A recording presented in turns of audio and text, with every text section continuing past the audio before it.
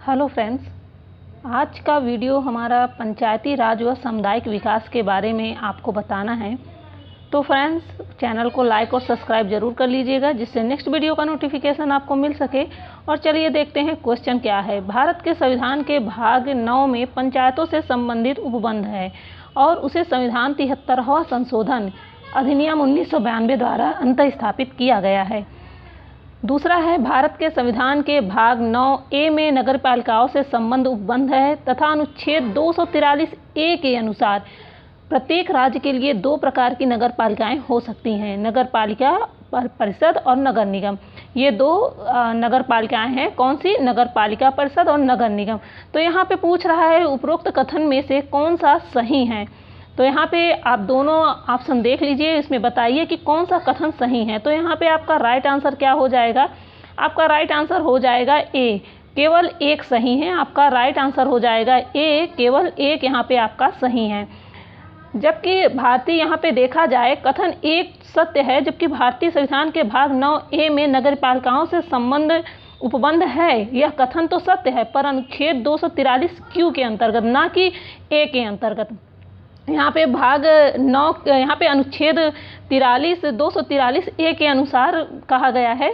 तो ये वाला कथन आपका यहाँ पे गलत हो जाएगा। यहाँ पे 243Q के अंतर्गत ये दिया गया है कि प्रत्येक इसके अनुसार अनुच्छेद 243Q के अनुसार प्रत्येक राज्य में 3 प्रकार की, पहला होगा नगर पंचायत, दूसरा होगा नगर पालिका परिषद तथा तीसरा होगा नगर निगम। इस तरह के 3 प्रकार की नगर पालिकाएँ होती हैं। तो यहाँ पे आपका कथन 2 गलत है और इसका सही उत्तर क्या हो जाएगा? आपका कथन ए सही हो जाएगा, पहला वाला। नेक्स्ट देखते हैं, पंचायत के चुनाव कराने हेतु निर्णय किसके द्वारा लिया जाता है। तो पंचायत का चुनाव कराने हेतु निर्णय किसके द्वारा लिया जाता है? 4 ऑप्शन है, केंद्र सरकार द्वारा, राज्य सरकार द्वारा, जिला न्यायाधीश द्वारा या चुनाव आयोग द्वारा। तो यहाँ पे आपका सही आंसर हो जाएगा आपका ऑप्शन नंबर बी, राज्य सरकार द्वारा। यहाँ पे आपका सही आंसर क्या हो जाएगा? Option number B. यहाँ पे देखेंगे पंचायतों को संविधान की 7वीं अनुसूची में राज्य सूची की प्रविष्टि 5 का विषय माना गया है। किसका? राज्य सूची प्रविष्टि 5 का विषय माना गया है और इस प्रकार पंचायत राज्य सरकार का विषय है। इसके गठन तथा चुनाव कराने का अधिकार सिर्फ किसको है? राज्यों को होता है। नेक्स्ट क्वेश्चन देखते हैं, पंचायती राज विषय है तो किसका है? समवर्ती सूची पर, केंद्र की सूची पर, या राज्य की सूची पर, या विशेषाधिकारों की सूची पर। तो यहाँ पे आपका सही आंसर हो जाएगा ऑप्शन नंबर सी, राज्य की सूची पर। यहाँ पे क्या हो जाएगा? राज्य की सूची पर। जैसा कि हमने ऊपर आपको बताया है कि पंचायतों को संविधान की 7वीं अनुसूची में राज्य सूची की प्रविष्टि 5 का विषय माना गया है, तो उसी के अनुसार यहाँ पे राज्य सूची पर पंचायती राज विषय को माना गया है। नेक्स्ट क्वेश्चन है, पंचायत चुनाव होते हैं तो पंचायत चुनाव कब होते हैं? प्रत्येक 4 वर्षों में, प्रत्येक 5 वर्षों में, प्रत्येक 6 वर्षों में, या सरकार की इच्छा अनुसार। तो यहाँ पे आपका राइट आंसर हो जाएगा ऑप्शन नंबर बी, प्रत्येक 5 वर्षों में। यहाँ पे प्रत्येक 5 वर्षों में पंचायत चुनाव होते हैं और अनुच्छेद 243 अंगा के अनुसार पंचायतों की अवधि उनके प्रथम अधिवेशन से 5 वर्ष तक होती है तथा इस अवधि से पूर्व नए चुनाव आवश्यक हैं। यदि राज्य विधानमंडल द्वारा पंचायत का समय पूर्व विघटन कर दिया जाता है तो विघटन के 6 माह से, कितने? 6 माह से पूर्व नए चुनाव कराए जाने आवश्यक हो जाते हैं। चलिए नेक्स्ट देखते हैं, निम्नांकित में से कौन एक पंचायतों से संबंधित नहीं है। तो यहाँ पे पूछ रहा है इसमें से कौन एक पंचायतों से संबंधित नहीं है। तो 4 ऑप्शन है। पहला है राज्य निर्वाचन आयोग पंचायतों का चुनाव संपादित करेगा, दूसरा है विधान 74वां संशोधन अधिनियम, तीसरा है सभी पंचायतों का कार्यकाल 5 वर्ष निर्धारित होगा और चौथा है एक पंचायत के भंग होने के 6 माह के अंदर नया चुनाव कराया जाएगा। तो यहाँ पे सही आंसर क्या हो जाएगा आपका? यहाँ पे आपका सही आंसर हो जाएगा option number B. Option number B आपका यहाँ पे सही आंसर हो जाएगा। संविधान का 74वां संशोधन अधिनियम पंचायतों से नहीं वरन नगर पालिकाओं से संबंधित है। किससे संबंधित है? नगर पालिकाओं से। यहाँ पे क्या पूछा है? निम्नांकित में से कौन पंचायतों से संबंधित नहीं है पूछा है। तो यह 74वां संविधान संशोधन आपका यह किससे संबंधित है? नगर पालिकाओं से संबंधित है। अन्य तीनों आपके सही है, पंचायतों से संबंधित प्रावधान है जो 73वें संशोधन अधिनियम द्वारा जोड़े गए हैं। नेक्स्ट देखते हैं, भारत के संविधान में पंचायतों तथा नगर पालिकाओं से संबंधित 73वें और 74वें संविधान संशोधन जब हुए उस समय भारत के प्रधानमंत्री कौन थे? तो ये 73वां और 74वां संविधान संशोधन जब हुआ था तो उस समय भारत के प्रधानमंत्री कौन थे? तो यहाँ पे आपका सही आंसर हो जाएगा option number C, P V Narasimha Rao. यहाँ पे क्या सही हो जा रहा है? पीवी नरसिम्हा राव आपका सही हो जा रहा है। यहाँ पे देखते हैं 73वां और 74वां संविधान संशोधन 1992 जो कि 24 अप्रैल 1993 से लागू हुआ था। इस समय भारत के प्रधानमंत्री पीवी नरसिम्हा राव थे। कौन थे? पीवी नरसिम्हा राव थे, जिनका कार्यकाल 1991 से कब तक था? 1991 से 96 तक था। और 73वां और 74वां संविधान संशोधन क्रमशः संशोधन राज्य की पंचायतों एवं नगर पालिकाओं से संबंधित था। तो यहाँ पे आपका कौन सा ऑप्शन? सी ऑप्शन सही हो जाएगा। नेक्स्ट देखते हैं, पंचायतों एवं नगर पालिकाओं के संबंध में भारतीय संविधान में किस वर्ष प्रावधान किया गया? तो किस वर्ष प्रावधान किया गया था? यहाँ पे आपका सही आंसर हो जाएगा ऑप्शन नंबर डी, 1993 में। जैसे कि अभी ऊपर बताएं हम कि 1993 में 24 अप्रैल 1993 में लागू किया गया था, तो यहाँ पे 1993 आपका सही आंसर हो जाएगा। नेक्स्ट देखते हैं, कथन है, पंचायतों के प्रधान, प्रमुख तथा अध्यक्ष के पदों में महिलाओं के लिए जिन अनुसूचित जाति, अनुसूचित जनजाति तथा पिछड़ी जाति की महिलाएं सम्मिलित हैं, आरक्षण से उनके क्रियाकलाप में एक सुस्पष्ट परिवर्तन आया है। और आर है आपका दूसरा कथन है, ये कारण है, ग्रामीण क्षेत्रों की महिलाएं इस आरक्षण की मांग लंबे समय से कर रही थी। तो यहाँ दिया गया है, नीचे दिए गए कूट का प्रयोग कर अपना उत्तर चुनिए। तो नीचे दिए गए कूट के अनुसार अपना उत्तर चुनना है। तो यहाँ पे आपका सही आंसर क्या हो जाएगा? यहाँ पे आपका सही आंसर हो जाएगा ऑप्शन नंबर सी, ए सही है परंतु आर गलत है। क्या हो जाएगा यहाँ पे आपका? ऑप्शन नंबर सी यहाँ पे आपका सही आंसर हो जाएगा। ए सही है परंतु आर गलत है। तो यहाँ पे देख लेते हैं कि आर क्यों गलत है, इसके बारे में आपको हम थोड़ा डिटेल से बता देते हैं। आर क्या है? 73वें संविधान संशोधन 1993 के द्वारा पंचायतों को संवैधानिक दर्जा प्रदान किया गया है। इसमें अनुच्छेद 243 घ, कौन सा अनुच्छेद? 243 घ के तहत अनुसूचित जाति, अनुसूचित जनजाति की महिलाओं के लिए आरक्षण की व्यवस्था की गई है। यहाँ पे ग्रामीण क्षेत्रों की महिलाओं के इस आरक्षण की मांग लंबे समय तक कर रही थी, तो ये गलत है। यहाँ पे 243 घ के तहत अनुसूचित जाति, अनुसूचित जनजाति की महिलाओं के लिए आरक्षण की व्यवस्था की गई है। और साथ ही प्रत्येक पंचायत में प्रत्यक्ष निर्वाचन से भरे जाने वाले कुल स्थानों में से 1/3, कुल स्थानों में से 1/3 स्थान महिलाओं के लिए आरक्षित किए गए हैं। इस आरक्षण से स्थानीय स्वशासन के स्तर पर महिलाओं में काफ़ी जागरूकता आई है और भारत में महिला सशक्तिकरण की दिशा में एक महत्वपूर्ण कदम समझा जा रहा था। नेक्स्ट देखते हैं,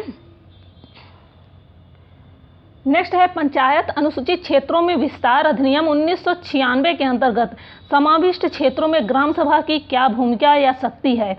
तो यहाँ पे 4 ऑप्शन दिए गए हैं, 3 ऑप्शन हैं। कौन कौन से हैं? ग्राम सभा के पास अनुसूचित क्षेत्रों में भूमि का हस्तांतरण रोकने की शक्ति होती है, या ग्राम सभा के पास लघु वनोपज का स्वामित्व होता है, या अनुसूचित क्षेत्रों में किसी भी खनिज के लिए खनन का पट्टा अथवा पुरेक्षण लाइसेंस प्रदान करने हेतु ग्राम सभा की अनुशंसा आवश्यक है।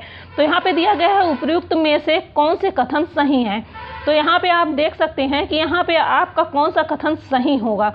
तो यहाँ ऑप्शन नंबर बी आपका सही हो जाएगा, केवल 1 और 2। यहाँ पे ऑप्शन नंबर बी आपका सही है, केवल 1 और 2।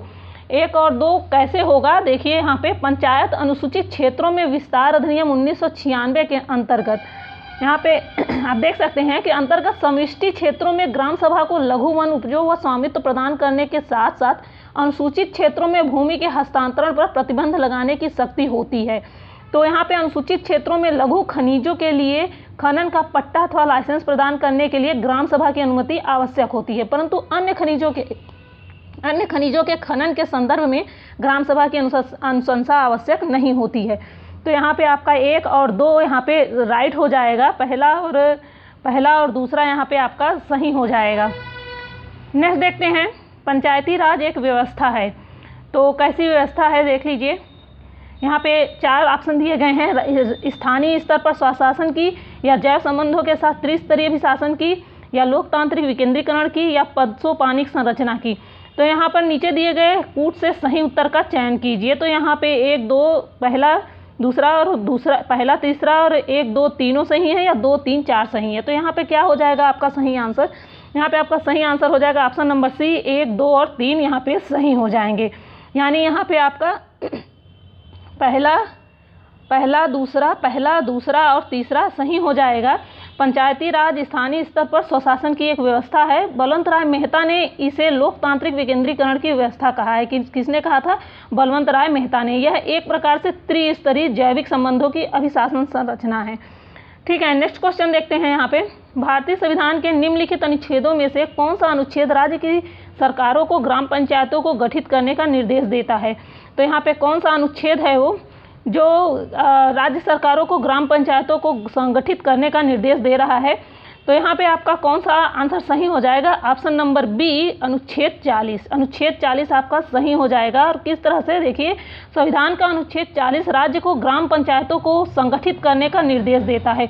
यह राज्य के नीति निर्देशक तत्वों में शामिल है। अनुच्छेद 40 में उपबंधित है कि राज्य ग्राम पंचायतों का गठन करने के लिए कदम उठाएगा और उनको ऐसी शक्तियां प्रदान करेगा जो उन्हें स्वायत्त शासन की इकाइयों के रूप में कार्य करने योग्य बनाने के लिए आवश्यक हो।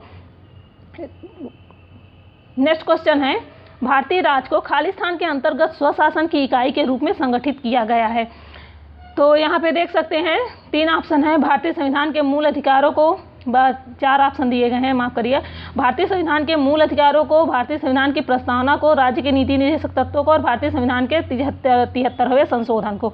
तो यहाँ पे आपका सही हो जाएगा ऑप्शन नंबर डी, यहाँ पे सही हो जाएगा भारतीय संविधान के 73वें संशोधन को। इसमें क्या है? यद्यपि संविधान के अनुच्छेद 40 में राज्य नीति के निर्देशक तत्वों के तहत राज्य द्वारा ग्राम पंचायतों के संगठन की बात कही गई है, तथापि 73वें संविधान संशोधन द्वारा ही पंचायतों को संवैधानिक दर्जा प्रदान कर उन्हें स्वशासन की इकाई के रूप में संगठित किया गया है। तो यहाँ पे आपका ऑप्शन नंबर डी राइट हो जाएगा। नेक्स्ट है, मनरेगा कार्यक्रम निम्नलिखित में से भारतीय संविधान के किस अनुच्छेद को लागू करने हेतु लाया गया था? तो यहाँ बहुत अच्छा ये क्वेश्चन है। यहाँ पे आपका क्वेश्चन नंबर अनुच्छेद आपका यहाँ पे 43 हो जाएगा सही। अनुच्छेद ऑप्शन नंबर ए, अनुच्छेद 43 यहाँ पे सही हो जाएगा।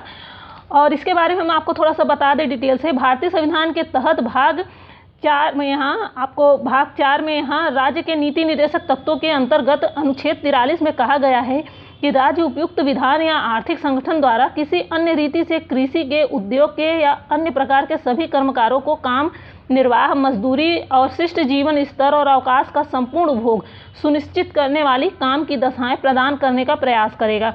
मनरेगा राज्य के इसी संवैधानिक लक्ष्य की पूर्ति की दशा में एक कार्यक्रम था जो लाया गया था। किसके अंतर्गत? अनुच्छेद 43 के अंतर्गत।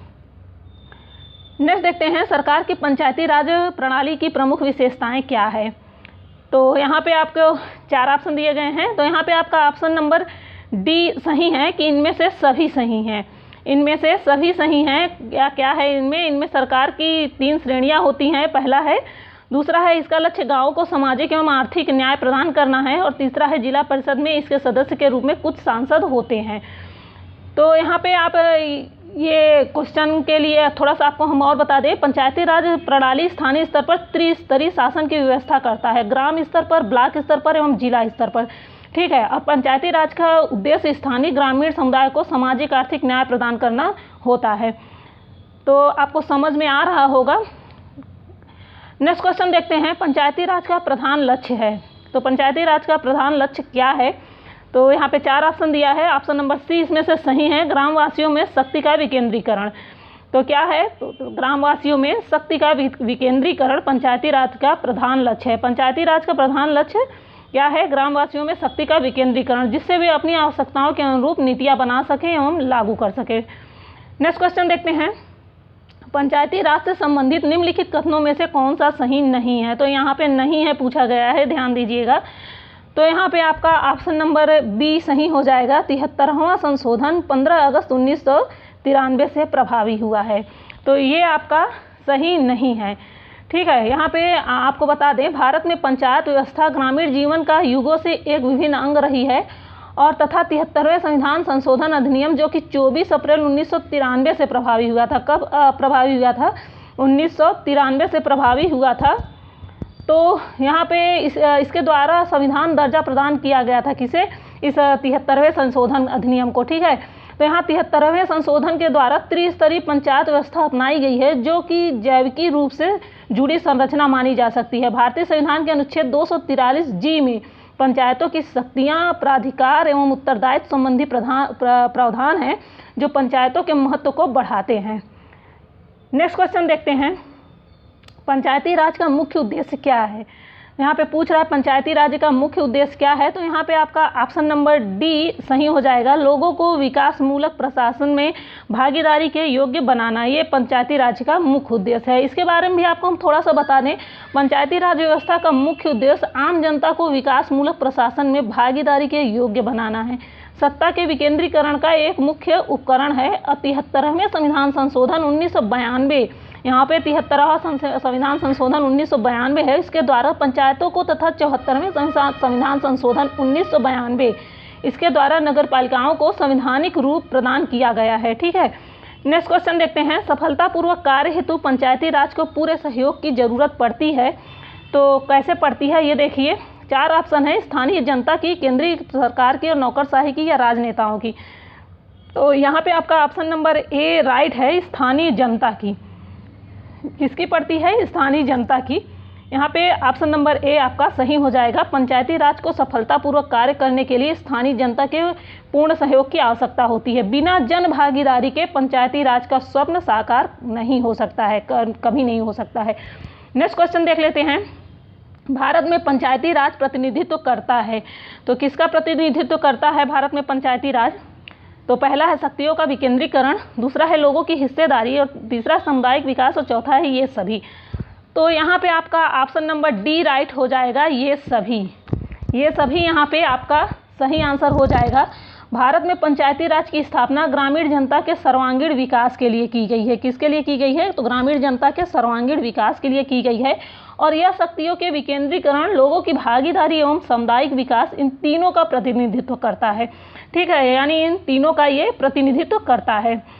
नेक्स्ट क्वेश्चन देखते हैं, भारत में त्रिस्तरीय पंचायती राज व्यवस्था की सिफारिश की थी। तो किसने की थी त्रिस्तरीय पंचायती राज व्यवस्था की सिफारिश? 4 ऑप्शन दिया गया है, यहाँ पे 4 ऑप्शन दिया गया है। पहला है अशोक मेहता समिति ने, दूसरा है बलवंत राय मेहता समिति ने, तीसरा है GV.K. राव समिति ने, और चौथा है L.M. सिंघवी समिति ने। तो यहाँ पे आपका राइट आंसर हो जाएगा ऑप्शन नंबर बी, बलवंत राय मेहता समिति ने। क्या हो जाएगा, बलवंत राय मेहता समिति ने। तो आपको बलवंत राय मेहता समिति, इसके त्रिस्तरीय पंचायती राज व्यवस्था के बारे में थोड़ा सा हम बताते हैं। भारत में त्रिस्तरीय पंचायती राज व्यवस्था की स्थापना की सिफारिश बलवंत राय मेहता समिति ने कब की थी, 1957 में की थी। कब की थी, 1957 में की थी। और इन सिफारिशों के आधार पर ही राजस्थान की विधानसभा ने 2 सितंबर 1959 को पंचायती राज अधिनियम पारित किया था। अधिनियम के प्रावधानों के अनुरूप पंडित जवाहरलाल नेहरू ने 2 अक्टूबर 1959 को राजस्थान के नागौर जिले में पंचायती राज का उद्घाटन किया था। इसके अतिरिक्त पंचायतों में सुधार के लिए 1977 में अशोक मेहता समिति और 1985 में GV.K. राव समिति तथा 1986 में डॉक्टर L.M. सिंघवी समिति का भी गठन किया गया था। तो आई होप आप लोगों को समझ में आया होगा, और प्लीज़ हमारे चैनल को एक बार लाइक और सब्सक्राइब जरूर कर लीजिएगा, जिससे नेक्स्ट वीडियो का नोटिफिकेशन आपको मिल सके।